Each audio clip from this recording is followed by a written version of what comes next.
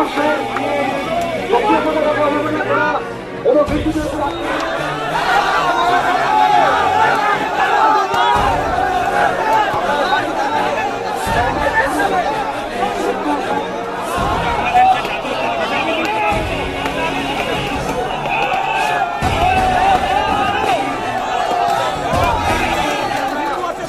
কথা বলবো না। এই জিহাদিরা এই আমাদের হিন্দুর উপরে অত্যাচার করছে। সন্ন্যাসী চিন্ময় লক্ষ লক্ষ কোটি কোটি মুসলিম ভাইদের সাথে মিলে চিন্ময় কৃষ্ণ দাস ব্রহ্মচারী এই জিহাদিকে জিন্দাবাদ। এই জিহাদিকে ধর্মের মধ্য দিয়ে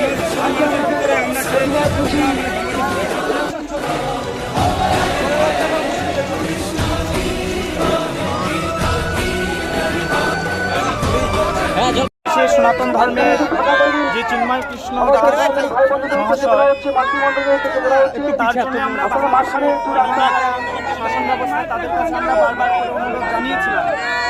আমরা সনাতন ধর্ম কোনো সময় চাই না অপর ধর্মকে রুখে দাঁড়াতে বা অপর ধর্মের প্রতি গ্লানি বইতে, কিন্তু আমাদের ধর্মে যেসব সনাতনী ভাই বোনেরা বাংলাদেশে রয়েছে তাদের প্রতি যে আচরণ করছে, এটা আমরা বারবার তাদেরকে জানাচ্ছি এবং তারা কোনো চেষ্টা বা প্রচেষ্টাই চালাচ্ছে না।